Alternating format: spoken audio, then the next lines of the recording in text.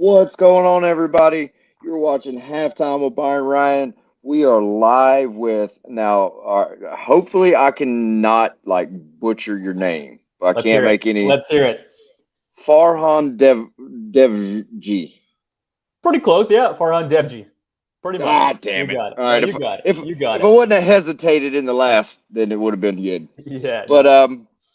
for everybody trying to wait for or waiting to see if Devin shows up, I have no idea. Like we said yesterday, a car wrecked into a pole or something out near his house and knocked out his power. So don't know if he's home or not, but if he joins, we'll add him in.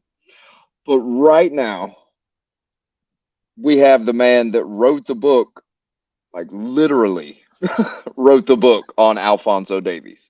Um, and I are those okay? Yeah, you didn't write all those books I didn't write behind you, all did those. you? Just the Okay, just the one. Yeah. okay. I was gonna be like, Yeah. none of those popped up, but the Davies one. Yeah. And so now you worked with in I guess like a media capacity with Vancouver, or did you cover Vancouver in a media capacity? Yeah. So I worked directly for the Vancouver Whitecaps Okay. for a number of years actually. Like I was there for close to a decade. It was 9 years. And yeah, my time there overlapped with Alfonso's time there. So ever since he arrived when he was 14 years old, I was there, and we covered his story very closely. Um, and yeah, one of my highlights from my time at the Caps was actually, so this would have been in 2017. Alfonso was 16 years old, and we kind of got word that he was nearing his eligibility to become a Canadian citizen, because he was living in Canada at the time, but he didn't have his citizenship. So Hmm. we got word that was going to happen soon. So we wanted to do something special to kind of celebrate that. So what we did was, went to his hometown in Edmonton, sat down with his parents, the youth coaches, and at that point we put together a documentary about his family's journey. And that's when I think everyone really got a sense for what an incredible Hmm. story they have, and what an incredible family they are. So that was really when I started working with Alfonso closely, and it was back then where the book kind of idea got planted in my mind. I mean, the thing is when I first knew of him, was around that 14-year-old range, because as soon as he went to Vancouver from Edmonton, you know what I'm saying? I wouldn't say it's local news, but it's regional as far as this side of the world. Yeah, And that was a big deal. And I remember it was, I think he signed originally with Whitecaps too, which that's would right. have been Yep, in the, the I USL. guess the old yeah. Well, we Yeah, got to say the old USL, yeah, because yeah, true. now whatever the hell that thing is now, it is confusing as hell. Yeah, But it was, for the fans that don't know or weren't around then, the USL used to be just the USL. It wasn't USL Championship 1 and 2. hmm, It was just the USL. And they were competing against, what was it, the NASL yeah, that's right. was That's the right. competitor then. Hmm. Um, but being like around here when the Charlotte Independence was around and competed in that type of thing. Now, granted, they're still around now, but nobody Hmm. gives a shit because it's Charlotte FC's territory now. True. But back then, you would get the USL news Hmm. like you would MLS news, because then there was no Charlotte FC, so you did not many people around here really cared about the MLS. Right. Right. But then when you got that USL news, it was like Vancouver brings in this 14-year-old, and he gets his first minutes when he Hmm. came off the bench, and he just looked like he was like this big. I mean, he Yeah. was tiny. Yeah. And I remember people around here like laughing, and I was Yeah. like, dude, if he's 14, there's got to be something to it. Hmm. He's got to be good in some way. And then you started hearing the rumblings through like the MLS and stuff when he made his debut. I think it was at 15, right? That's right. with Yep. with Vancouver. Yep. And you heard the rumblings of Freddie Adu. He's the next Freddie Adu, Yeah. and I'm like, God, don't. Yeah. Freddie Adu's a good kid. He just was placed in a shitty situation. Yeah. I was Yeah. like, don't put that on this kid yet. Let's Hmm. let's see what the kid can do. And then it was like boom, like go. And he became the talk of like the western side of the MLS. 100%. And then it just slowly trickled this way. And then when he made his first All-Star game, that was the one in Atlanta, right? When That was in Atlanta Atlanta, played and Juventus. yeah, and that was right around the time where the transfer to Bayern happened. Yeah, Yeah.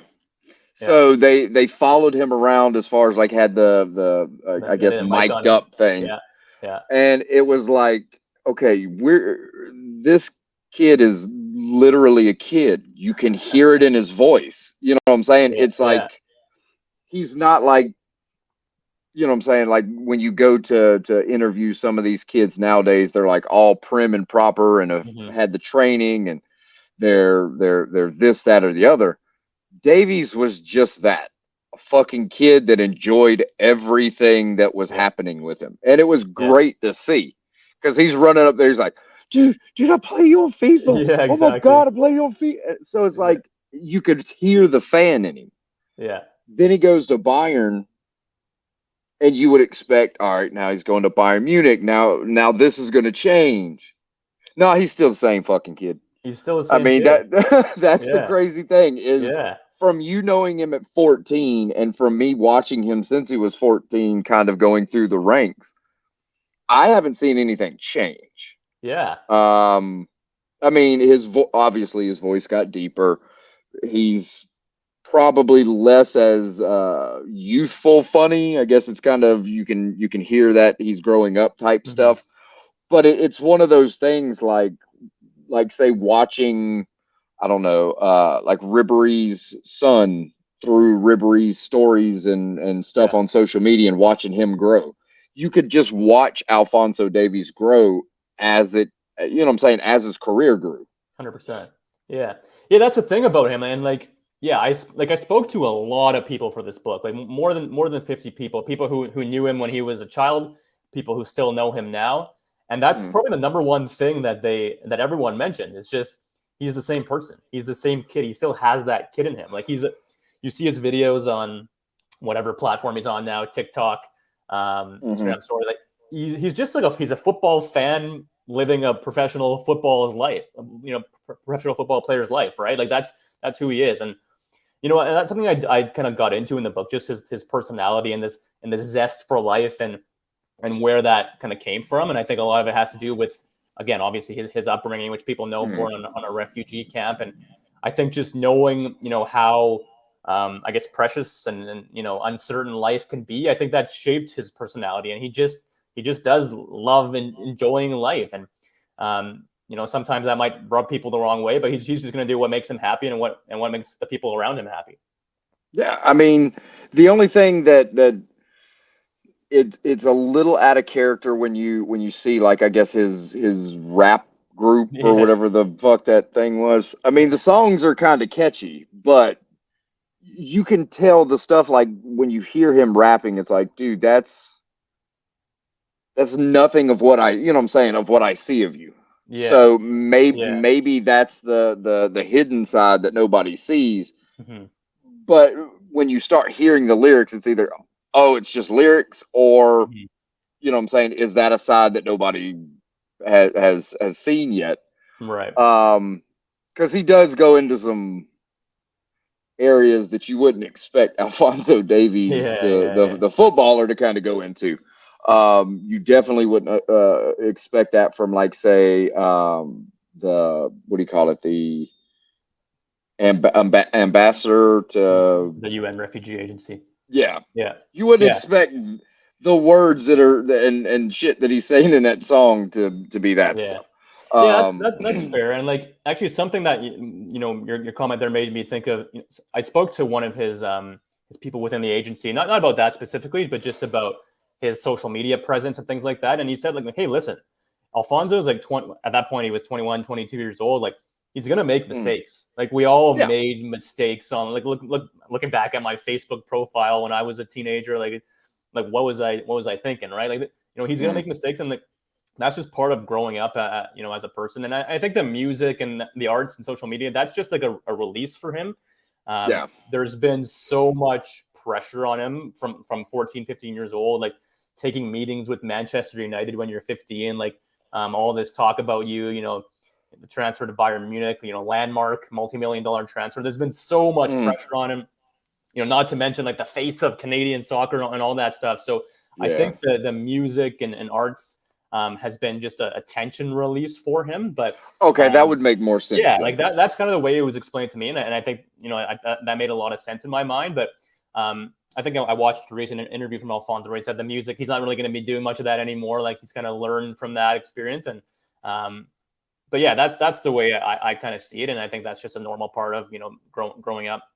And I mean, the thing is I mean, like I said, it's catchy as shit, but you wouldn't like if you're listening to it and you're like, oh, this is where Davies comes on, and then you're listening, you're like, bitch is giving you head. What the fuck, bro? Come on. So yeah, I mean, I can understand that, but if you look at like the history of Bayern, you had David Alaba had songs. You had Jerome Boateng that had songs. You know what I'm saying? It's a common thing. I mean, granted, Boateng's was complete and utter ass. He's fucking terrible. But his brother, King Boateng, is pretty fucking good. Just Jerome's dog shit at that. And Alaba's is good as far as like maybe one or two songs, but he sings a little bit more than rap. He's kind of like a T-Pain. Yeah, and then you have like Alfonso, the fucking gangster rapper. Yeah.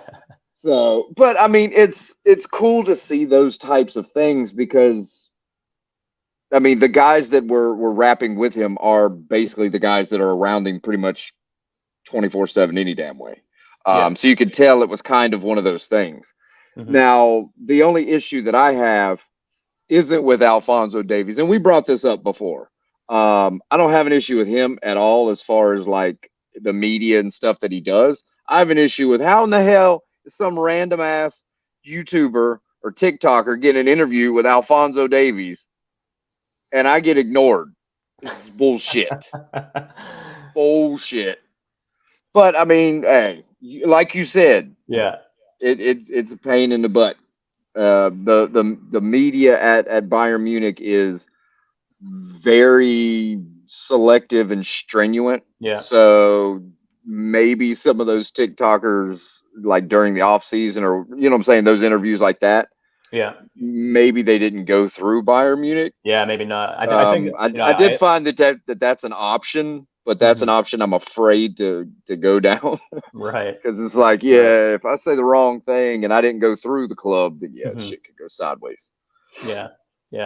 I hear you. Yeah, there's many which ways you can go. I think with that podcast he did, I suspect he had a relationship with those people directly, so that made it easier. But yeah, there's like he has I'll tell you this, like he has a lot of requests and there's a lot of responsibilities when it comes to his partners, and even when he's back in Edmonton, he has a lot of obligations and things like that. So yeah, he's a tough man to nail down. That's for sure. Unless you go to a hamburger restaurant where they have like the Davies burger or whatever that thing was called. That's right. Yeah, a couple of years ago. I mean, even then you can lock him down. Yeah. That was he had an appearance at a burger place in Edmonton, and that was to raise money for the Children's Hospital in Edmonton. And cool story from that, I actually mentioned it in the book, was like I think he'd committed to, I want to say, a 2 to 3 hour signing at that event, and he ended up staying for like all 8 day. hours. Yeah, because like there was like people lined up around the block, and they all wanted his autograph, and that just speaks to what he who he is to the Edmonton community, but also just again how busy he is even in the off season. Well, and the crazy thing about like that specific instance was it was like some weird like middle of the day. Like it started at like 1 or 2 o'clock in the afternoon on like a Thursday. Yeah. So I did see like on some of the I guess the Bayern social for fans and stuff, they were like, how in the hell are we going to get there? I can't get off work, blah, blah, blah, blah, blah. And then you started seeing the pictures of the line just getting longer and longer. And they're like, I don't know if we'll be able to get there and this. But then the thing is like he stayed and stayed. Yeah. And then it went from like afternoon sun to evening. Yeah. And you can just look at the pictures and the the sky behind him. Yeah. You can just watch like the sun just go like, "Woo." And Yeah. then he walks out and it's damn near dark, and it's like, Yeah. well, I mean, he stayed all day. Yeah. My only issue with what he said so far in like what he did in the what do you call it, the Twitch or whatever podcast thing that he did. I'm not a big fan of him saying like I don't want to play left back. I want to play, you know what I'm saying? Like they signed me as a wing. I want to play attack and this, that, and Yeah. the other. Like I've said on this show multiple times in different things, he's got to understand the fact of, do you want to be the best left back on the planet Earth, or do Mhm. you want to be the fourth best wing at Bayern Munich? Mhm. I Yeah. mean, because if you follow like his like where I guess Madrid are after him and stuff, Mhm. Davies, you're not even the third best wing there. But if you go and play left back, at this point you're the best left back there. But if you're only half in, half out, sitting on the fence, Kamavinga is probably going to be better at left back than you are. So my thing is like you can be the best in the world in one position, and at Bayern, you're left back, you're not playing left back at like you would at Yeah. Vancouver. Yeah. Yeah. You're Yeah. playing left wing back where you're more attacking than pretty much anywhere else on the planet. Yeah, yeah, I did see those comments, and yeah, I think like I understand where you're coming from, and I don't think he said like specifically I don't want to play left back. I think he just said how excited he would be if he got the opportunity to play up front, because like, you got to remember like this guy was a forward growing up. Yeah. I wouldn't read that much into it, to be honest with you. Like I think he was just chatting with a couple.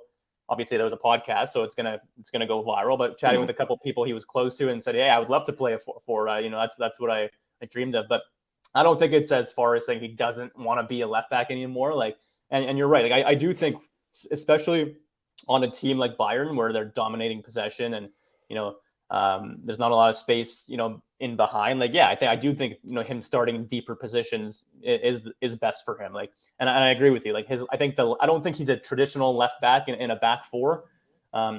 Which he's kind of been playing, to be honest, lately under Thomas Tuchel. But I do think as a left wing back, where he can get forward and still has a recovery pace to support defensively, I do think that's probably his best position. Certainly on a team like Bayern, which dominates possession.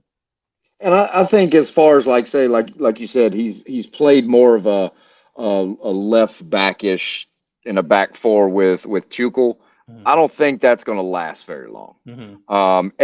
Nagelsmann tried to do the same thing. Mm-hmm. Shit didn't work. Mm-hmm. Hansi Flick tried to do the same thing. Yeah. Shit didn't work. So I mean, the thing is I think it goes to the basically the coaches. Since he showed up, I think it was Kovac was the one that basically forced him to be a left back. Yeah. But since that day, coaches come in, I guess, with a mentality of, well, we'll let him go forward a little bit, but not. Mm-hmm. Yeah, within 5-6 games, that plan's shot to shit. Yeah. Because the thing is you only really have control over Alphonso Davies until the ball's kicked off. Once the ball's kicked off, Davies is going to do what the fuck Davies wants to do. And he's really only one of maybe 2 or 3 players that can go from pretty much one goal box to the other goal box and run the ball down. You know what I'm saying? Even if it's in the air or not, he can run it down. Mm-hmm. And for me, I don't want him playing wing because that's a waste for me. It's a waste for him. Mm-hmm. He can defend. He can't. Well, okay. Let me backtrack that one.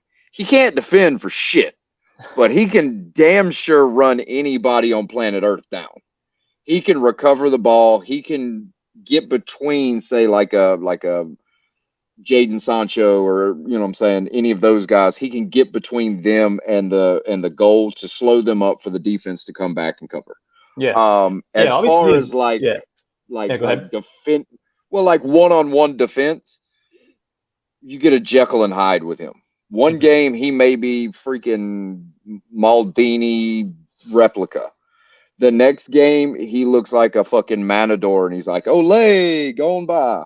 So I mean, with him, his defense is still up and down, but Yeah, you can't deny that he will run literally anybody's ass down that has a ball in their hand, or not in their hand, in the on their foot. yeah, for sure. His recovery speed is obviously like if top two, top three in the league, and yeah, I would agree. Like I think he can defend, but you're right. The consistency is the key. Like Yeah. he's shown at times, like even in what was that?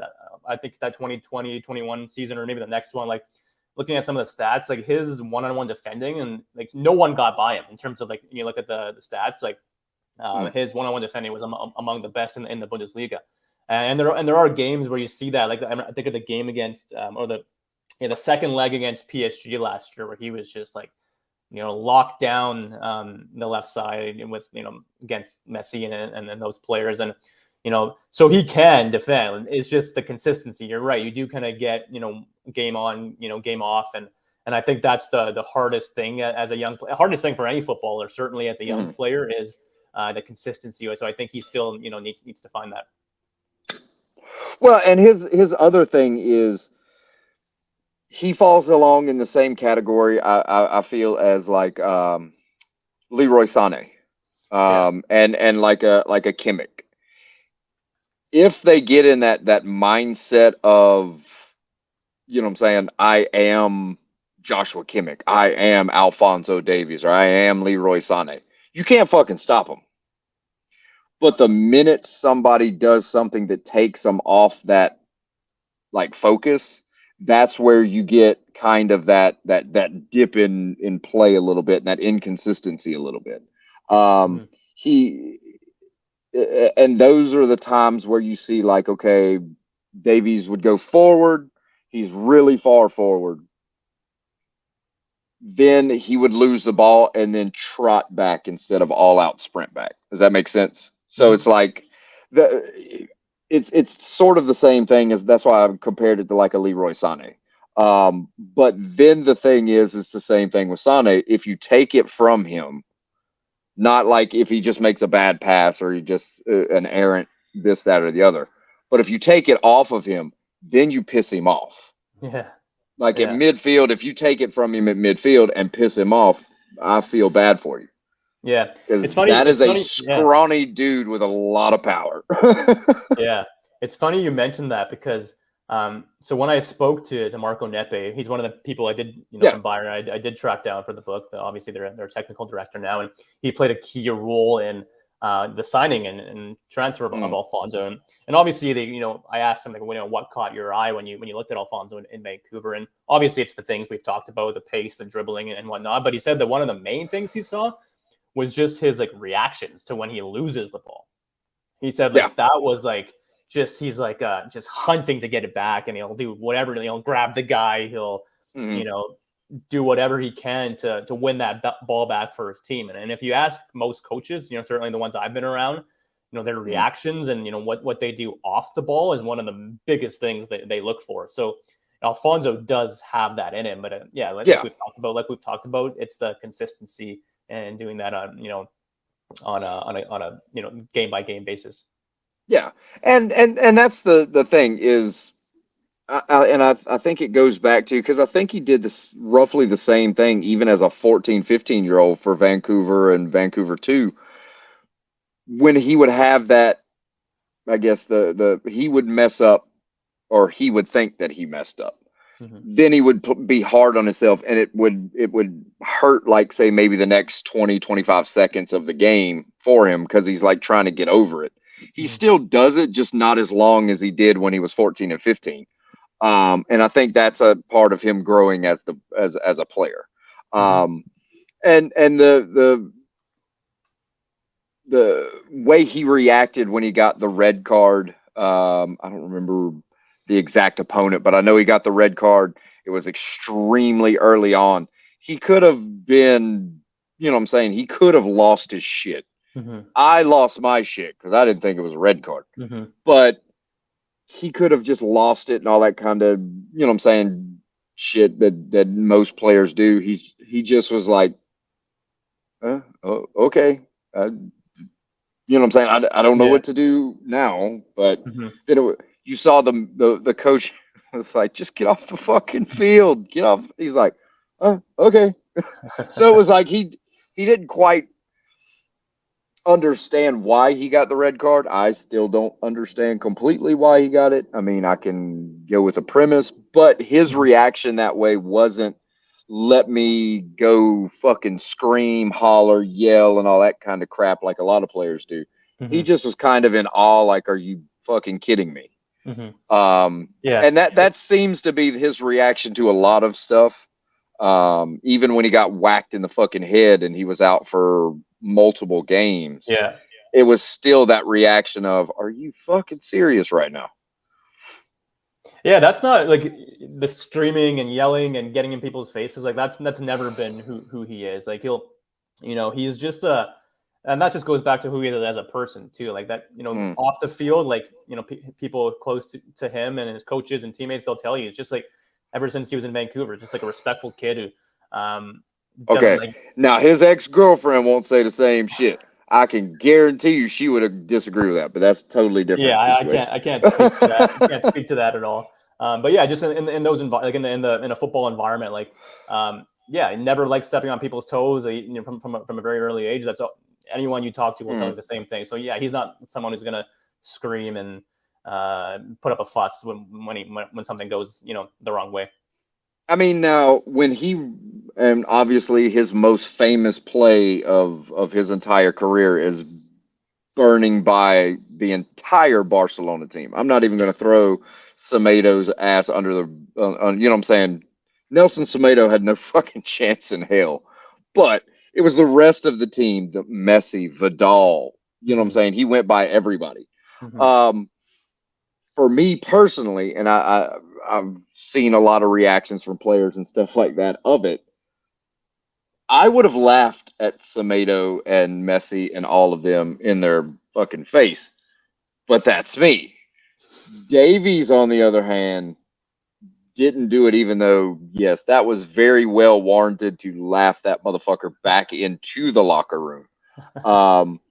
But the thing is, and then finding out after the game that I guess he wanted Messi's jersey and Messi refused to give it to him. I would have definitely walked into that fucking locker room and been like, hey, Hobbit, how'd that fucking feel when I spun your ass like a fucking fidget spinner? I would have done that and just pissed on Messi's fucking entire day at that point. But Davies has more class than I do. That was actually a funny story. Like obviously, as I think people know right now that he's idolized Messi ever since he was a kid, right? He's the guy for Davies. So, one thing I kind of learned in the book is that leading up to that game, Davies actually sent Messi a DM on Instagram. He's like, hey, kind of introduced himself. He said, hey, I'm the left back for Bayern Munich, number 19, and I'd love to get your jersey. Messi never read the message, obviously. But I found that pretty funny that he DM'd him and kind of introduced himself. Anyway, so, early on in that game, I think the score was still, 0-0. I think it was still tied, or maybe Bayern was up by 1. There was a moment during the game where Alphonso asked Messi for the jersey, and Messi agreed, said, yeah, no problem, we'll do it after. And then obviously he asked him during the match? Yeah, I think that's pretty normal. Like during there's like a stoppage in play or something, say, hey, can I get your jersey after the game kind of thing? Not like for in that moment. And then Messi, I was gonna say just as he's running by, let me get your jersey, bro. No. I think there was like a foul or something, and then said, hey, can I get your jersey after the game? And then Messi's like, yeah, no problem. But then obviously we saw what happened in the game, 8-2. Anyways, they still spoke after the game and said, yeah, Messi's like, okay, well, we'll meet in the tunnel. But then what the problem was is Davies got pulled in for a random doping test, which that happens on occasion in every competition. So then Davies was in this doping test room for like, I don't know, however long. And he was asking his teammates, hey, can you go get the jersey? Can you go get the jersey? And like, no one wanted to do it. They're like, we just beat Barcelona 8-2. Messi's going to be, in a bad mood. So no one wanted to go get it for him. And at that point, it was too late. By the time Alphonso was out of the doping room, like the team was already gone. Yeah, so he didn't want to bother him at that point. But yeah, I thought that was pretty funny. See, that's like for me being like, say, like with media and stuff in the MLS, as far as like Charlotte FC, which I could give a fuck less about those clowns. But I would get the media credentials from like through the Charlotte FC group, and I would do more of like interviewing the away players. Away players are just as, you know what I'm saying, just as good interviews and great players as the ones that are there. But the cool thing that I got to see was like when Seattle and stuff like that would come to town, or when Shaqiri was here. I guess the players would do that sort of thing on the field. They would send, like, say, the equipment guy. It'd be like, hey, run over there to the opposing locker room. So you would see like in the Philadelphia game when Charlotte won 4-0, and Andre Blake's mad and everybody for the Union's mad. You see this little dude with like a handful of like hangers just darting across the field, and then he comes walking in. There's like 5 jerseys on hangers, and then he walks in. You can hear everybody screaming, cussing, and yelling. And he walks right back out with a handful of hangers with Philadelphia Union shit. And I'm like, damn, that's how that works? Okay. Yeah. So, I mean, you rarely ever saw, like, say, a player come over to the opposing locker room very much. Unless you had, like, say, when it was Toronto and it was Bernadeschi and Insigne, you did have guys running over for that type of thing.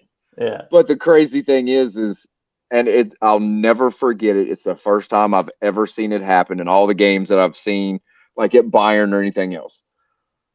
Standing there, I was trying to get a picture with Bernadeschi and Insigne because I was going to do an interview with them, not knowing they don't speak fucking English very well. So was waiting for them to come in. Bernadeschi gave his jersey away. Insigne gave his jersey away. Somebody asked for Insigne's shorts.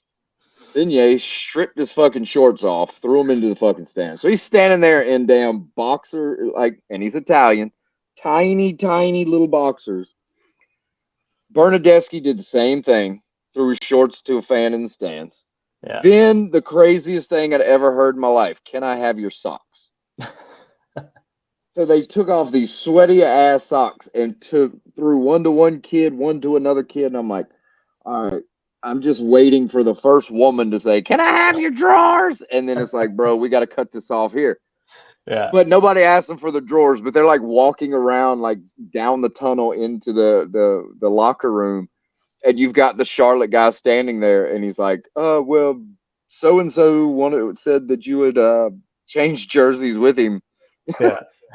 and Insigne kind of like just looks down, looks back up, and looks down, looks back up. And the guy's like, oh, okay, I got you. Because I guess he knew what he was saying, but he doesn't speak English. But it was like, it's like, bro, you're really going to ask this dude that's damn near naked. He's got nothing left. You said you would give a jersey. Motherfucker, they can mail a jersey, bro. Trust me. They've done it. Yeah. That's so funny. But yeah, that was one of the I guess the stories of Davies that everybody kind of knew but didn't quite understand. Because after all of that, then you understand, well, if he's going in there for the drug test, that shit can take forever. Yeah. And by that time, Messi's ass has done gotten dressed. Yeah, it wasn't like Messi rolled out him or anything like that. Yeah, I think like the story that came out was like, oh, Messi refused to give Davies his jersey after an 8-2 loss. So yeah, that wasn't quite what happened, but because now he got it. He got a PSG jersey, right? You got it last year, yeah. You got the PSG jersey after the second leg, I believe. And ironically, like we talked about, that was probably one of Davies' best performances, I think, in recent memory. Defensively, especially. Just I think they got a clean sheet in that game. So, yeah, he did end up getting the jersey after all. I mean, arguably for me personally, I think Stanisic had a better game than Davies in that one because Stanisic locked down Mbappe the entire time. And that was something – I wanted Mbappe on the other side, so it was Davies versus Mbappe. Yeah. I wanted to watch that. Yeah. Never in a million years did I think that Stanisic would be the guy that locked down Mbappe. Yeah, but did he play as a right center back in that game too? I think they were playing a back three, right? And I think Nagelsmann put him as a right center back. Yeah, and he covered who was it that he covered? It wasn't Di Maria. I don't remember who was over there. Yeah, I can't quite recall either, but I do know. Yeah, the entire team put in like a huge defensive shift that game. Yeah. So hopefully they can kind of get back to that with the season starting tomorrow. Yeah. Now, do you see Davies staying at Bayern? Knowing as Yeah. much as you as of him and of the people around him and stuff like that, because Mhm. we know that he was extremely close to re-signing when Mhm. Brazo and Khan were here. Mhm. Brazo and Khan left, Mhm. then that stopped. Mhm. Do you think that he's going to stay? I mean, because Brazo and Nepe were the guys that brought him in. Yeah. Um, do Yeah. you think Nepe can continue like Brazo's work, or did they kind of break that trust that Davies had with him by Yeah. letting those guys go? Honestly, like I don't have any like insider knowledge. Or it's obviously I've been thinking a lot about that. I think part of it may come down to like this season, and or at least the start of this season and how it goes. Like, is Davies enjoying his football under Tuchel? Like, um, and like also just how is the team performing? I know he is happy in Munich. Like he has Mm, good relationships there, and I know a lot of the times he said he can see himself staying there for a long time. Um, when I spoke to Marco Nepe about like what they see as the future for Davies, like they said they see him as becoming one of the faces of the club. Um, yeah. Mind you, I spoke to him a couple of years ago. I know a lot can change in football, Mm, so I honestly, yeah, I think it's like 50-50 right now. Like I could see it going either way. I'm gonna have to sit on the fence a bit, but yeah. yeah, I think a lot of it will probably come down to this season and how Davies is performing, how Bayern values him, what he sees his options as being. So yeah, Because I we'll have to mean wait and that, like since the I guess sextuple season see. of 2020. Hmm. I mean the issue of with Davies, as far as like from what I've seen from fans and stuff like that. Hmm. Um, like we said, his defense is kind of up and down a little bit more. The inconsistencies are more prevalent now than they used to be. Um, and then injuries that normally you didn't see a lot of him. You know what I'm saying? You didn't see Hmm. him get hurt that much. Hmm. Um, but then it was the whole thing of injuries, inconsistent play. Um, do, do those play into the factors of what the club sees? Because I mean, I think when they were trying to renegotiate it earlier this year, Hmm. or earlier this summer, um, they had still said the same thing. They wanted him, Yeah, Kimmich, and Musiala to be Musiala. like the face. Yeah. Because I mean, Davies is by far the face of Bayern Munich in the U.S. By far 100%. in Yeah. Canada. Yeah. Um, but the thing is it's like that's the guy you want to be the face, because Hmm. granted he's the face of the sport itself in Canada. Yeah. Um, but it's just, do you want to start paying him to be that face? Hmm. I know that the younger they are, the more they start getting, they may price themselves out at some point with Hmm. wage structures and all that craziness. Hmm. But I mean, the only other issue I have is he's very good friends with David Alaba, Yeah. the same as Frank Ribery was. Yeah. David was his mentor for a long time. Yeah. He was. David's now trying to talk him into going to Madrid. Yeah. I love David Alaba to death, but I will whoop his little Austrian ass if he takes another damn player with him to that fucking dark side over there. Because I mean, we all know David Alaba did not want to leave Bayern Hmm. at any way, shape, or form. You could look at his goodbye video and tell he didn't want to fucking do it. We fucked up by not giving him the money that he wanted. Hmm. I just hope Bayern don't do the same stupid shit with Davies that we did with David Alaba, Hmm. because Alaba had been there long enough. He knew everybody, knew how the club worked. He was the guy we relied on. He was the face. You know what I'm saying? The young face. And then Davies is the guy that replaced him, basically put him out of a job. And then it's, you know what I'm saying? I don't want the same thing to happen to Davies that happened with Alaba. Yeah. But the thing now, granted, Dresden, Yuli, KHR, those guys are back, kind of running things. Yeah. I guess you say his name is Freud, Yeah. something like that. Yeah. I guess we can figure out what the fuck that guy does, because I haven't seen shit on him. But Marco Nepe is the other one that you cannot fucking let leave. Yeah. Brazo takes a lot of credit for a lot of these transfers, but Nepe's the guy that convinces these transfers. He's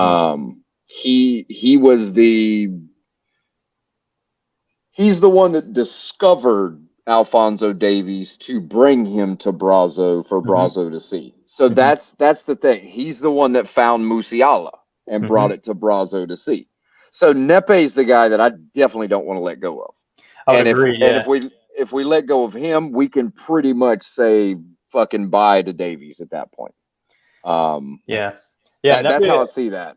Nepe, I think, based on what I know, he's played a massive, certainly in the Davies signing, but in a lot of their recent signings, like Nepe's kind of Nepe and Brazo, but Nepe is kind of that first point of contact and the first eyes on a lot of these players. So I think a lot of Bayern fans probably feel the same way as you, that he's an important piece of that board. So as far as Davies goes, he's friends with Alaba. He's also very close. Like, he's become best friends with Jamal Musiala, right? So I do wonder if that will be a factor. Like, wanting to continue that partnership. But at the end of the day, it's going to be what's best for him, right? Like, regardless of relationships, like you'll have relationships with lots of different teams and whatnot, but and players. It's going to have to be what's best for him. Like, what does he want, for his future, and what does he feel his value is? So I think that'll be the most important thing.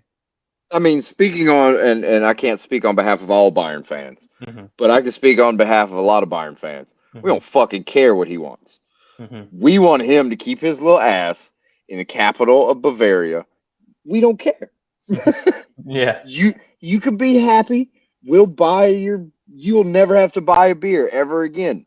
You'll never have to buy a fucking meal ever again. Trust me, we can arrange that. You won't have to spend any money.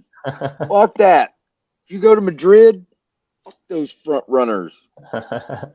Damn goofy ass fans. Fuck them people. Yeah, I mean, that's the thing that drives me nuts, is because I know when he was a kid in Liberia, and I know when he was a kid in Edmonton, it's always the Barças, the Madrids, the Man Uniteds. Those are the teams those kids grew up with. Damn it, I'm tired of them people. Bayern's the only one that matters. Fuck the rest of them. A lot of Bayern fans probably feel the same way. Like, but as far as Davies goes, I know he does. Like I said before, like, he does feel very happy in Munich. He feels very close to that club. He identifies with it. So I think it's just like, it's going to be a big season. Like, if he plays well, kind of gets back to that top form, like, I'm sure everything will kind of work itself out. Now, my only issue is if he starts to struggle, like we said earlier, with the consistency.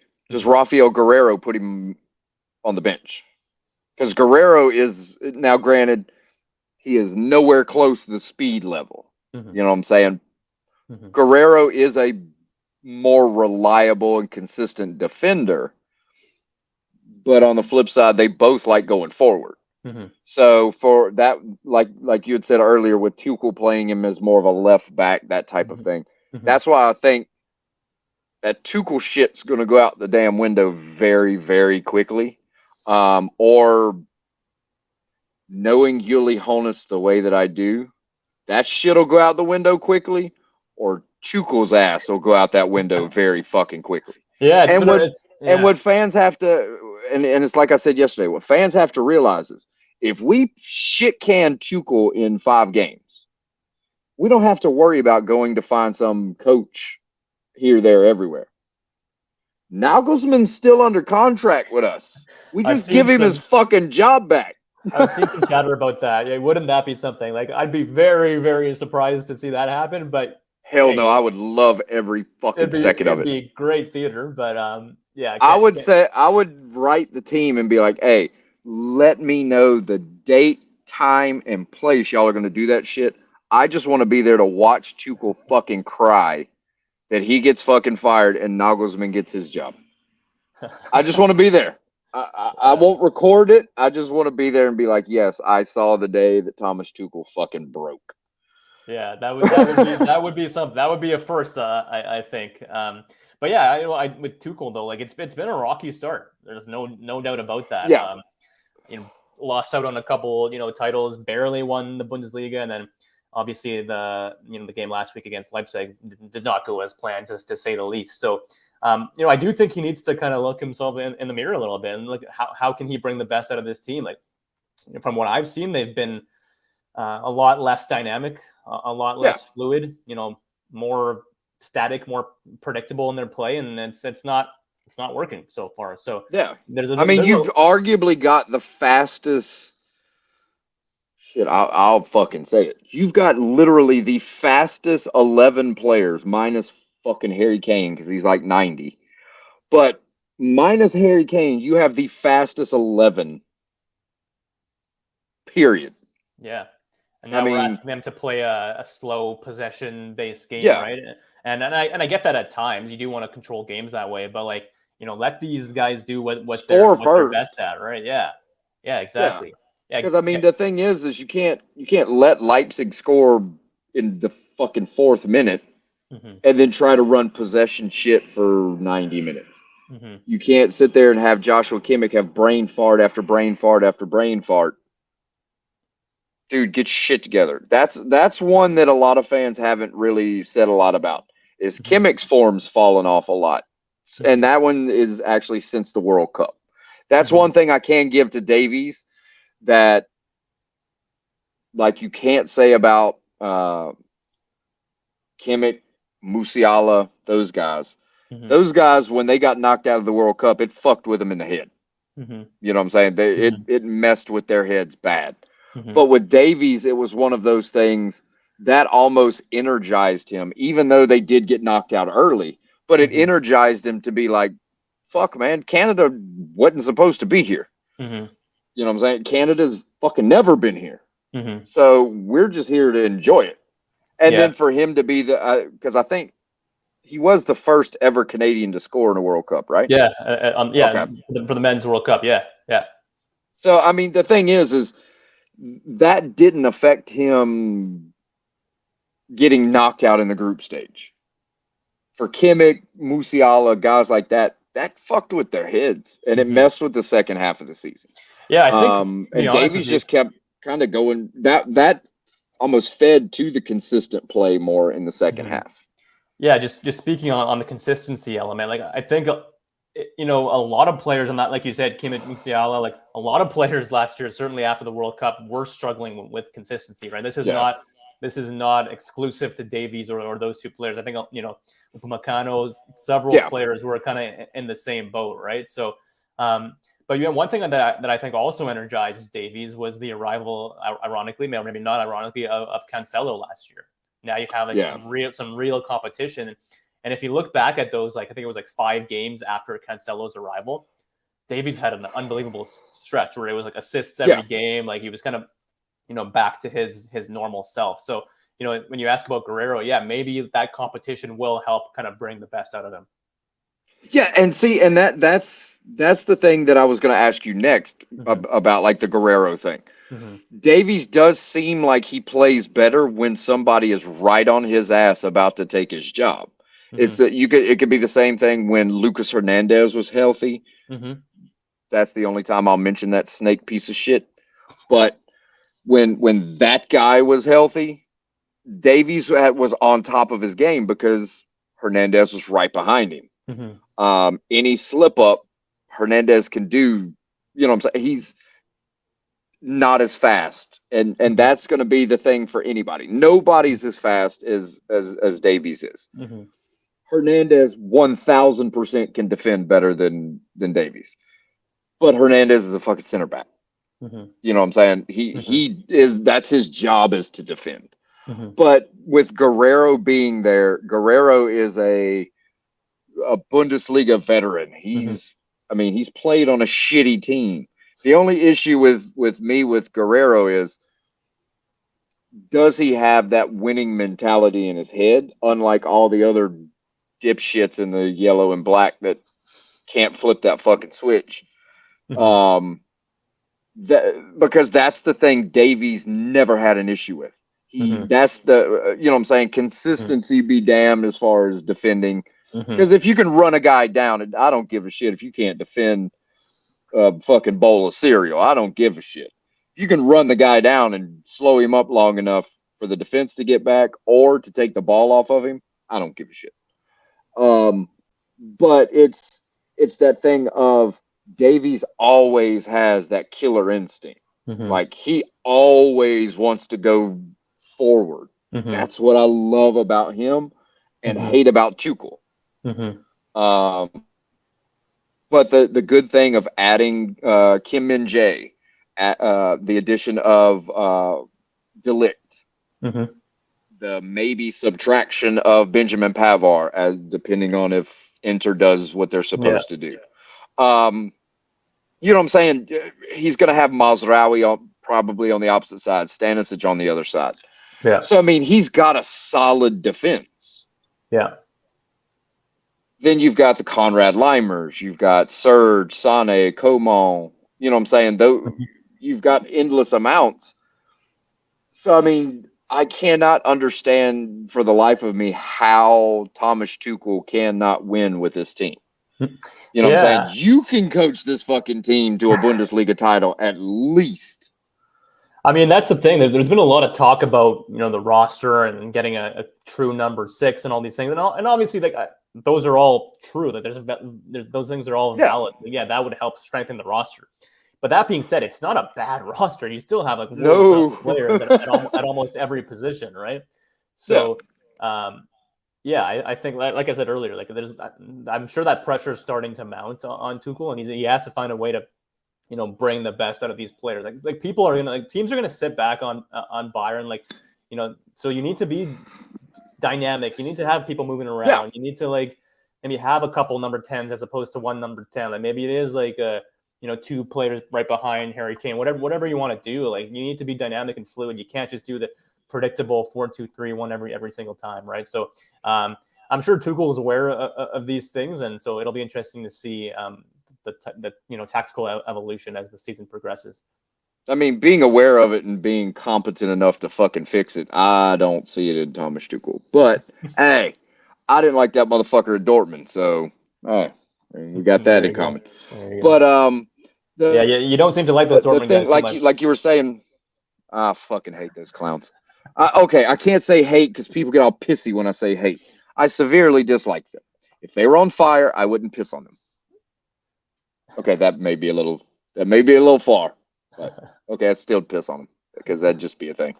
But like you were saying, with teams just going into the low block, parking the fucking bus, if you will, in the Mourinho world, you've got to have those guys that can pick that lock of the bus, that can move their way through it.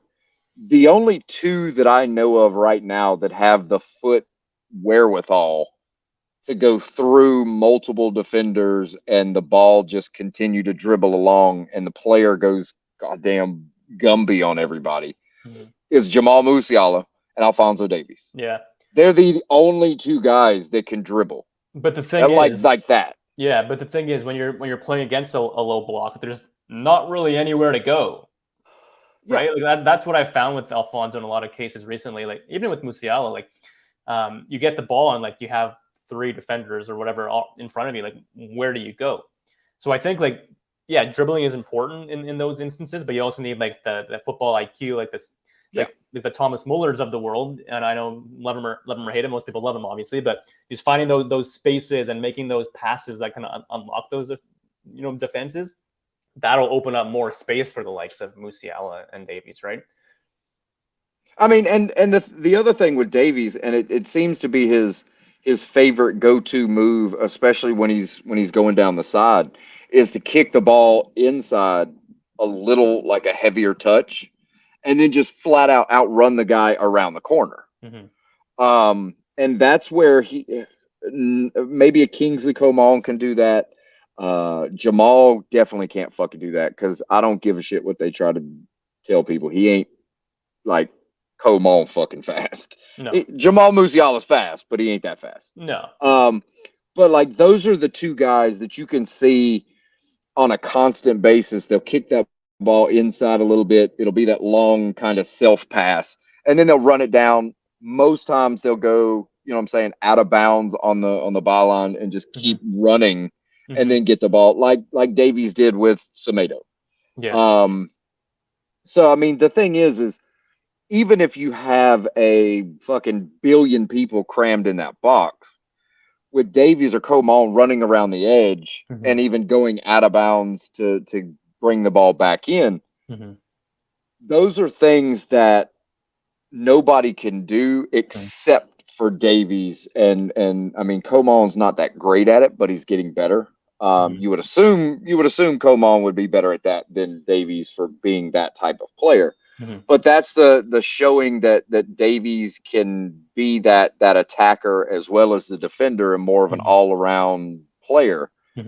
But that's what like when you were saying creating that space, Musiala can create space in the middle of a box full of 20 people. He can find 100%. space some way. Yeah. Muller just finds the empty space in a full fucking crowd somehow. Davies, when he tries to do that finding space, it's let me put the ball into a space, and then I'll just run fucking slap by you, and then find all the empty space after I've burned your ass to a crisp. That, you see what I'm saying? But when he plays for Canada, he seems to not do that. You know what I'm saying? Because with Canada, it's more. I guess it's because he is more of that attacking wing type player, and can kind of float into that 10 for some god awful reason. But with him and like Jonathan David, he basically just puts it out on a plate and tells David to fucking do all of that shit, and David will go do all that shit. And then you'll have him flip, and then now Davies is stuck in the middle and David's on the outside. And David will feed it into David. You see what I'm saying? So it's that type of stuff. Yeah, I mean, I think most people would agree, and Davies would tell you this himself. Like he's best suited hugging that left touch line, right? That way he can go on his strong foot and just like you said, just run around people. Defenders obviously know that's his strength too, so oftentimes they take that away. But one thing you'll notice is that nowadays, like he'll often take a step inside and kind of go in that inside left channel, like I don't know if you had a chance to watch the preseason friendly against Liverpool, but Davies was just like electric that game. Like he just absolutely drove play forward, often by coming into that inside left channel a little bit and going kind of outside as well.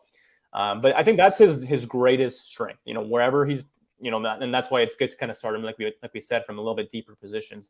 He just has this ability to drive play forward, like. If your team's under pressure or you're getting pressed, whatever, like he can beat that first guy and just absolutely drive play forward. The final product is hit or miss sometimes, but he's one of the best in the world at creating space and chances for his teammates. Like look at the stats every year. He's the top 5 in progressive carries. And that's just like, again, the ability to take your team from the ball carrying ability, right? Like when he's on, like he's one of the best in the world at that. And it's like you said, teams started figuring out he would do that little ball on the inside, take off on the outside. Yeah. The defender would step to the outside and throw his shoulder into him. So I mean, he would still get the foul, but the thing is that pretty much open lane that he had, it's fucking gone. But yeah, we did see a lot of that. I guess the new kind of either move to the outside, defender goes to the outside, he goes to the inside. Yeah. Or he goes to the inside, defender moves in, he goes to the outside. Sort of in American terms, the same juke moves that receivers do off of the line in the NFL and stuff like that. But the still, once again, the shining moment that stole that entire game was Mohamed Salah, that everybody says is so goddamn fast. Yeah. Davies was 4 steps behind him, 2 to 4 steps behind him. The ball should have never touched Davies' foot at all. But that just shows you that recovery speed and that the just straight line speed that he has. He got to the ball 2 steps before Mo Salah got there. Yeah. So I mean, it's those types of things that you love to see, but it's never those games that Davies has issues with. It's the big time players, the big time games. Davies is normally those are his consistent games. Yeah. It's the games against fucking Bochum or Union Berlin or fuck me running Gladbach. You know what I'm saying? He shouldn't have a chance in hell, you know what I'm saying, getting Marcus Thuram getting around him. Marcus Thuram is fucking twice his size. He should eat Marcus Thuram's ass up for lunch. Hell no. Him and Anderson play fucking Davies like a fucking fiddle for some reason. But I don't know, you know what I'm saying? But it's the same thing with everybody. The entire Bayern roster against fucking Gladbach, they just fucking, now granted, without Jan Sommer, that's a little bit different. But when we got Jan Sommer, I think we got fucked on that deal. I think we got some twin brother shit. We didn't get no fucking Jan Sommer that played at Gladbach. Yeah. We got like Jan Sommer or some fucking shit. We didn't get damn Jan Sommer. I don't know who the fuck that guy was.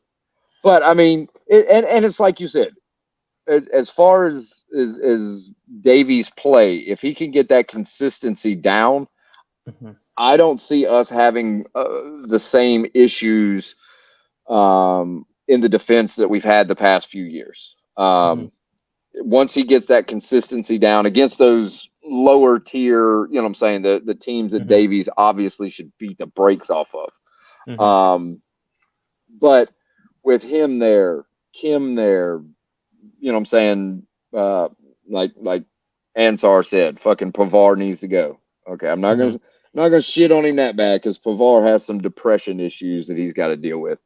But with like a Mazraoui and a Delict and all those, I think that will make Davies feel more comfortable to go forward because now he's got Kim Min-jae behind him or he's got a Delict beside him.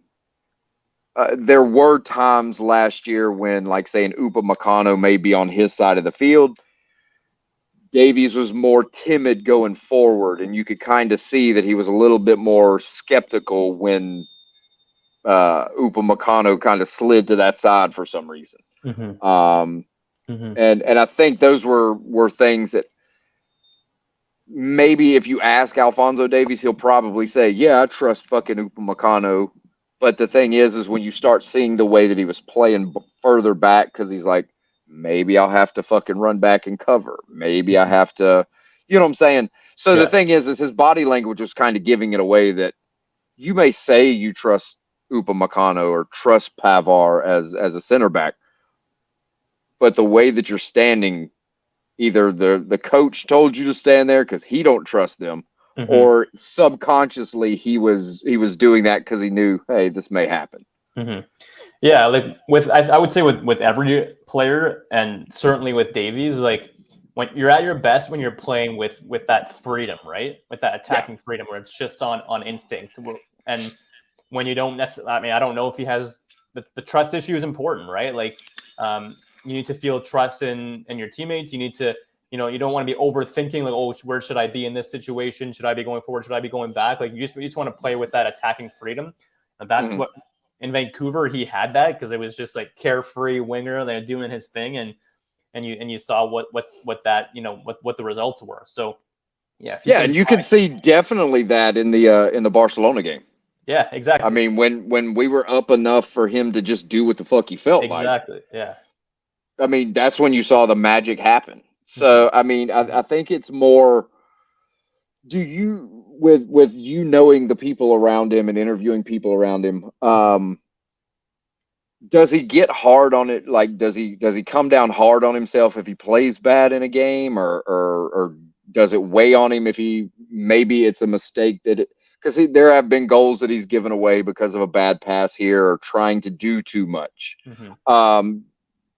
Would you say that some of that weighs on him a little heavy, or That's a good question. Like I think like I haven't asked him that specifically, but based on what I kind of gathered and what I observe, like um, I think he's hard on himself in moments like during games. mm, Um, when a mistake is made, like I think that'll bring him down for like kind of what you said earlier, maybe for a few minutes. But I don't see him as someone who kind of dwells on these things for like days or weeks. okay? Like just knowing his personality, and again going back to what I said earlier, just like he knows that just like his view on life, right? It's just like he's Mm, not gonna let like in that football environment in those games, winning is everything, and I think he'll get down on himself at times. But when you're kind of away from the game, when you're at home, like I don't see him as someone who dwells on those things. I think in those moments he just tries to like again find ways to release that tension and just kind of enjoy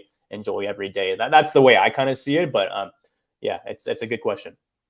Now, do you think he's one of those? Because I know there are players on the roster that when fans go on social media, and I'm not talking about like fucking bullshit of little racist ass hats Yeah. putting like fucking monkeys and shit under a goddamn post like a bunch of fucking pussies, Mm-hmm. but like I guess the Bayern FT type crowd or Mm-hmm. the fucking 12-year-old on Twitter or X or whatever the fuck it's called this week. But the kids that go on there that just like, you know what I'm saying, the instant reaction is and Ansar, sorry for throwing you under the bus on this one, but saying shit like that, you know what I'm saying, even though Pravar yes needs to go because that's best for him, but when you see guys that are like, okay, well, Davies may have had a brain fart, lost the ball, scored a goal. All of a sudden, all you see underneath these posts is "fuck Davies, fucking Davies could go, sell him, get him out, blah blah blah." But you see some players where that really does fuck with them. Mm-hmm. Um, Mm-hmm. do you see Davies as being one of those guys? Because watching him on like a live stream, Mm-hmm. you may get one every now and then that'll pull that crap. Um, when him and Jordan posted pictures of them on vacation, that's when you had that racial fucking Mm-hmm. bullshit, and you could blatantly tell that fucked with it. Mm-hmm. That he didn't really obviously didn't approve of it, but Mm-hmm. it weighed on him. You know what I'm saying? He Mm-hmm. wasn't his natural self. So Mm-hmm. is he one of those guys that sees fans online critiques and calling him names or saying shit about him? Is he one that takes that to heart, or is he one that just kind of like, man, fuck that? Who gives a fuck 99962 or Mm-hmm. whatever? Mm-hmm. Yeah, I mean it's hard to say. Like I'm sure he sees some of that just with the amount of time he's on social media. Even and like you said, even on some of his Twitch streams, he'll pull up some of these comments and or some of his notifications, and people will Mm, mention him with some of that. So I'm sure he sees it. Again, like I don't necessarily see him as someone who will dwell on it. It might kind of piss you off in the moment or be like, hey, that's not nice. But um, yeah, I don't necessarily see him as someone who kind of keeps that with him. I think he can kind of compartmentalize and okay. throw that to the side. Um, but yeah, it's I haven't, like I said, I haven't asked him that directly, so I can't Mm. speak for him in that sense. But that's the way I kind of see it. Yeah, because I mean, the only reason I ask is because like the Matthias Tell thing Yeah. of that racial stuff, and I don't think it was last year. I think it was the year before. Was when Davies and Jordan went through their Yes. fucking shit show version of it. Yeah. Now she got the harder end of it. Um, you know what I'm saying? Because it's Yeah. the white girl dating the black guy, and it's like, give me a fucking break. It's two Canadians dating each other. Who gives a shit? Exactly. Yeah. Yeah. They Um, both they both got it pretty badly, and I kind of touch on that in the book. And the way it was kind of described to me from people close to him was like Davies has been dealing with that, like as any, to be honest with you, as sad as it is, as any black athlete or individual, you've dealt with that at some point in your life. So Davies has dealt with some of that throughout his career. So, again, the way it was described to me is that he knows how to kind of ignore that stuff. He knows these people are uneducated and not to kind of take these things seriously. It's unfortunate that he has to deal with it, but he's kind of used to it, as sad as that is.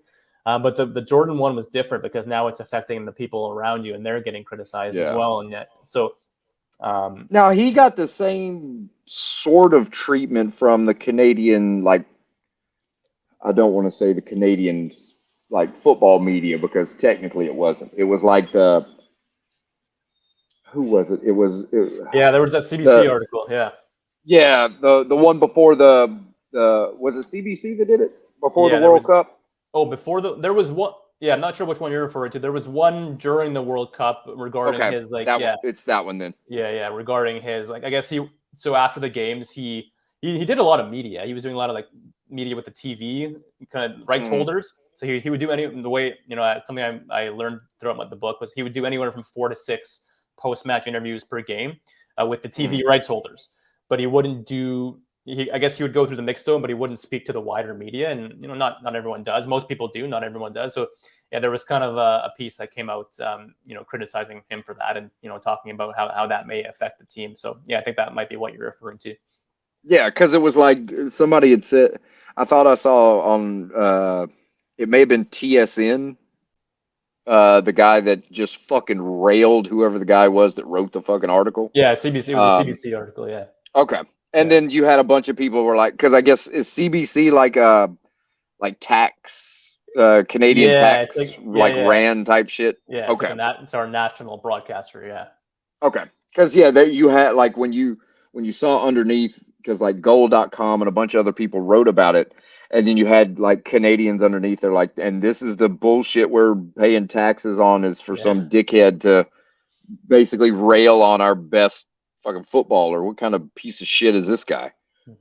But then like on the flip side, you had people agreeing with him, and then you had like the same type of like, I guess like Fox News in the US fucking horse shit of like, what I'm saying, that side of people that were like, oh well, we got this damn illegal refugee immigrant guy as our fucking face of Canadian soccer, and it's like, this is bullshit. And it's like, dude, just shut the fuck up. I remember the days when Canadians were laughed at in this sport. You know what I'm saying? It wasn't that long ago. I mean, I can say it was I'm almost 41, so 9-10 years ago, maybe. Yeah. I mean, it Davies' lifetime. Yeah. I mean, it wasn't like a far off future. I mean, it was, and you've got to look like right now is Canada's prime time. You've got the women that won the gold medal. I mean, granted, they fucking pissed away the World Cup, but the thing is you can't really judge that because you've got to, people have to understand that the Canadian Soccer Federation is fucking cesspool of shit right now. But I mean, you've got the women's team that's incredible. You've got the men's team that's truly, truly incredible for what they're doing. But I mean, you've got people that were shitting on them for the Gold Cup, and it's like, well, you didn't have Jonathan David, you didn't have Alphonso Davies. They basically said, "Fuck this." We did what was it, the League of Nations? Yeah, Nations League of Nations, whatever the hell that thing's called. But they did that, which was a tournament that nobody truly gave a shit about. But they played in that. So no, they're not going to play in another month-long tournament. Davies has shit to do.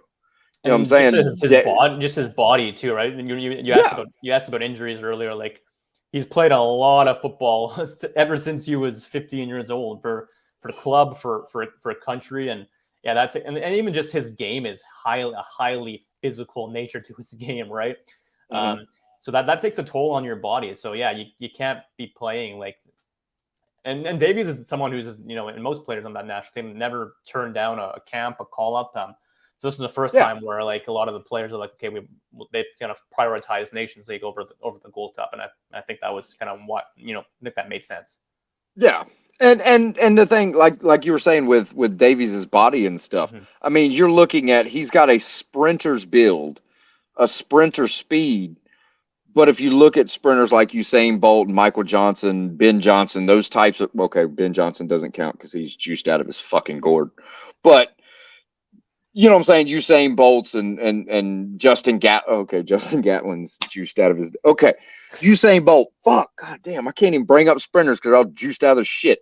Okay, Usain Bolt, same type of body, just like maybe 4 inches taller.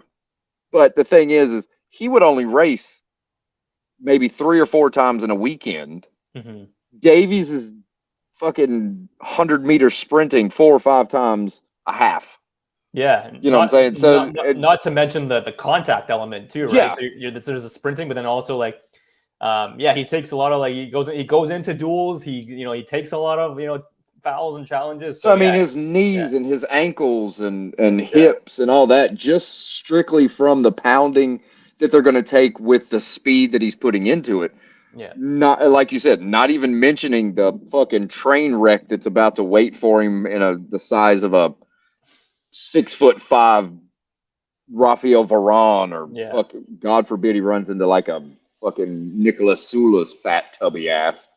But you know what I'm saying? It's going full speed, potentially running into a brick wall, Mm-hmm. and he's doing it multiple times a half a game. So I mean, yeah, it's going to break him down more. Mm-hmm. So he needs that time to rest. So I Mm-hmm. mean, yeah, I can understand, and I even said it on social media why everybody was like, why is Davies abandoning the team before the Gold Cup, and why are they doing this? I was like, well, if you look at the U.S. team, their superstars did the It same was the shit. same. Yeah, it was the same.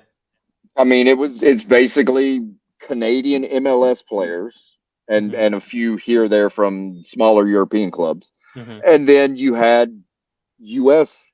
fucking MLS players. Mm-hmm. So I mean, it's you didn't have the Pulisics and the Brennan Aaronsons and all of them playing. Mm-hmm. So I mean, it is what it is, but it's that thing of, you know what I'm saying, Canadians are going to see it more nice than Americans will. They always do for some reason. Y'all are Yeah, too goddamn yeah. I nice. would say like for Davies for the most part, like even during the World Cup when those articles came out and he missed the penalty, I would still say for the vast majority of the Canadian public was overwhelmingly supportive of him during those times. Like they know what he means to the program. They know everything he's been through as a person and just the type of person he is. So yeah, I think overwhelmingly he's still seen in a very positive light in Yeah, Canada. and my thing is missing a penalty. Who gives a shit? I mean, you know what I'm saying. I mean, Mhm. one, David is probably their primary guy as Yeah, far as that. I think that's, to be honest with Davies you, yeah, shouldn't take penalties if it comes down to it anyway. I think that's where a lot of the criticism was, and not necessarily pointed at Davies, more so at the coach. Was like, why don't you have a A designated penalty penalty taker? Yeah, like taker. that.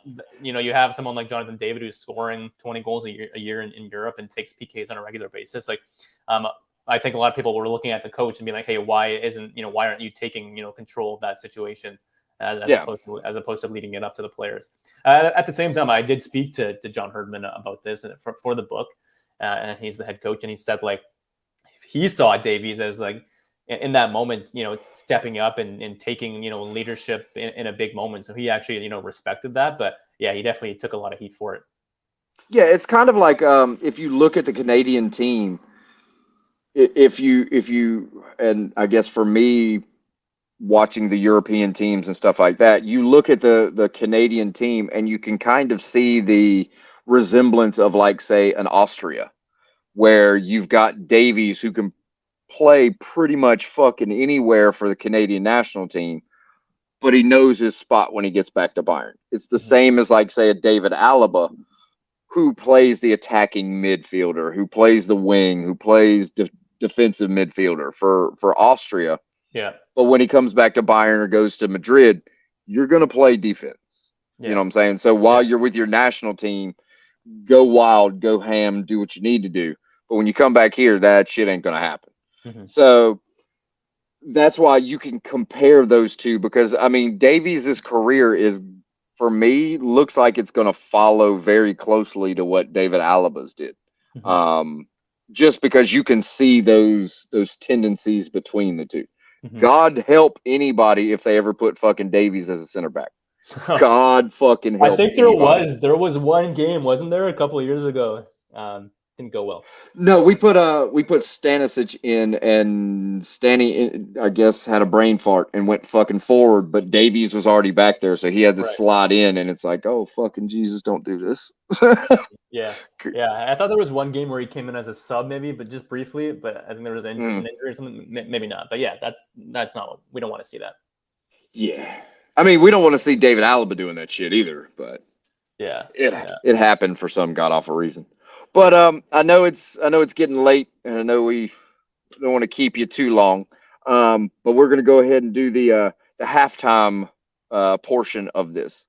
Um, Now, covering, like, say, Alphonso Davies, and being around the people that were around him, and you being around him with the Whitecaps and stuff like that, Yeah. and seeing the response to that, seeing to the response to your book, Mhm. and how fans are responding to it, because you know what I'm saying, even on Twitter, uh, the the couple guys that I guess won free audiobook codes or Yeah. something like that. They were Right. like, "This is so fucking awesome," and this, that, Yeah. and the other.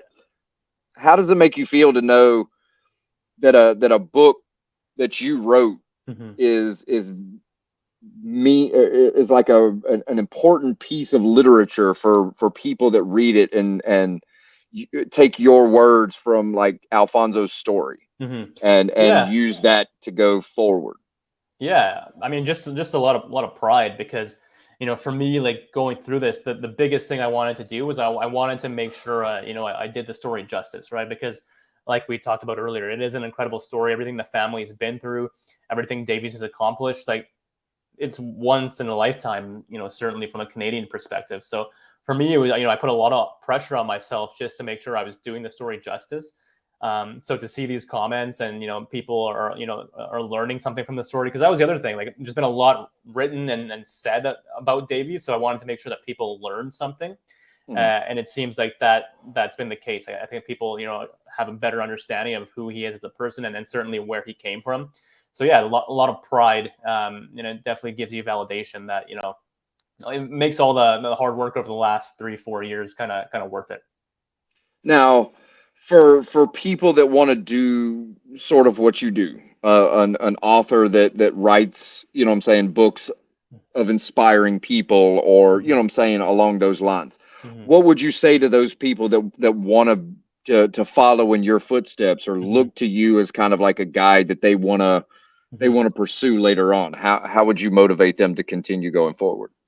Yeah, I mean, I would just say to follow your dreams. Like for me, this book is something I'd been thinking about for a number of years before I actually decided to do it, and there was a lot of hesitation there. There was a bit of anxiety there. Like, can I actually do this? What are people going to think?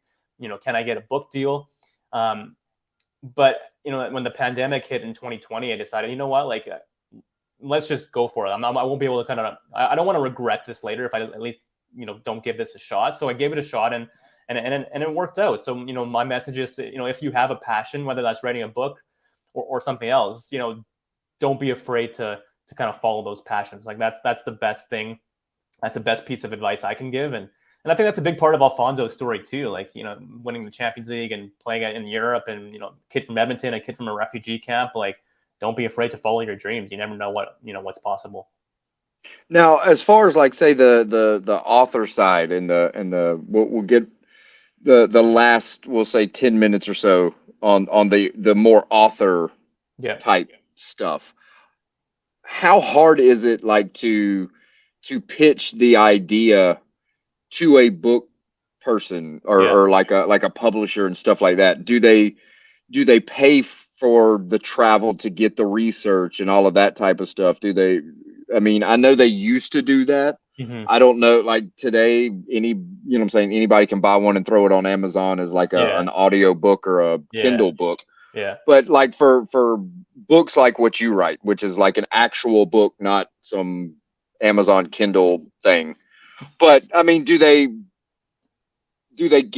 forward you that type? Do they help you get the contacts and Yeah, I mean, it was a challenge. It was a process for sure. Like even just getting a book deal in itself, like a lot of publishers don't even accept unsolicited submissions from like first time authors, or unless you have like a literary agent, you're not getting in a lot of doors. So that was a process in itself. That it was probably like a 6-month process where I put together like a cover letter, chapter outline, a sample chapter, all these things, and then a lot of back and forth before we eventually agreed to a deal. So that was a challenge in itself. And then in terms of the book writing, like in the publisher I have, they're like a kind of an indie publisher, so they were great. Got a lot of my editor was fantastic, very supportive. But in terms of writing the book and doing the interviews and all that, that was pretty much me on my okay. own, right?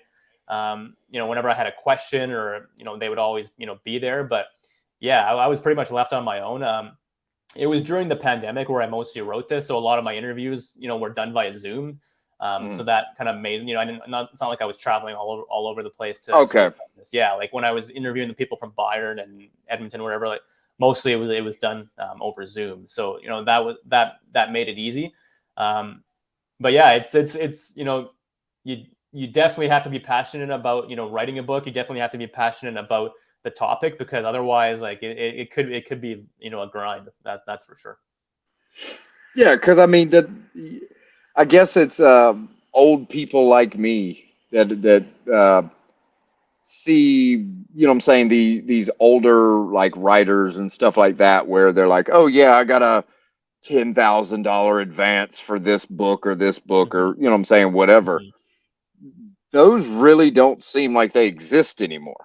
Mm-hmm. What I'm saying, because it's so easily, and I don't want to keep harping on like the Kindle book type Mm-hmm. things, but you know what I'm talking about when you Yeah. go onto like Amazon, they've got some random ass thing Yeah. that what I'm saying, the guy or girl or whoever wrote it, it's just a bunch of like short stories or some shit like Yeah. that.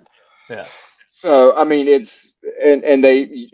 guess it's easier to put it as like a Kindle version versus what you did, where you went through an indie publisher Yeah. and published an actual hard, what I'm saying, Yeah. I don't want to say hardcover, but like Paperback. Yeah. like a hard book. Yeah. Physical book. Yeah, physical book. That's it. Yeah. Because physical books seem like they're going by the wayside, even to an extent. Yeah. I mean, if you look at Florida, it doesn't matter what the fuck it is. Books just fly off those shelves. Nah, we're not go public on that. We won't go political on that. But I mean, it's almost like it's easier to do the audio book, or Mm-hmm. what I'm saying, to go along the lines of like like self-publishing kind of thing. Yeah, a Kindle type thing. But it's always, for me, it's like I love the physical book type thing, because it's just, when I'm holding, what I'm saying, when I'm holding a book, Mm-hmm. I know I'm there to read. If I'm holding a tablet, or if I'm holding, my mom's got, I guess, one of the Kindle Reader things, but it's not really a Kindle, I guess. But when you hold that, or her like Amazon Fire that has like the Kindle thing in it, if I'm holding a tablet, I'm not trying to read no fucking book. My ADD kicks in, and I'm instantly on the fucking Amazon or some shit. Yeah, I'm with you. To be honest with you, like, yeah, I've always preferred the physical book, but you're right. It is like it's very convenient and easy for people to read online and whatever device they have these days. But I'm with you. Like, I think there's always going to be a place for physical books. Like people, people like having them on their bookshelves, and when you're on vacation, you don't want to be looking on a screen all the time and things like that. So, yeah, to be honest, it was a dream of mine to see my book my physical book in a bookstore, like, and it's in all the major bookstores. So, that was something I just wanted to do. But it's a tough industry, like as you alluded to, like, I mean, there's not a lot of money in it for authors. So, like I said earlier, you have to be passionate about it. I mean, now, as far as are you planning on writing another book? Or are you plan on going kind of down that same avenue of doing another book on another Canadian athlete or something along those lines? Yeah, I Or mean, yeah, it's a good question. I've started thinking about that. Like, I would love to do another one at some point. Probably not anytime soon. Um, if there is a story that kind of speaks to me, again, I don't want to force it. So there's a couple of kind of ideas I have and some people I've spoken to about maybe doing something down the road. But we'll see if those come to fruition.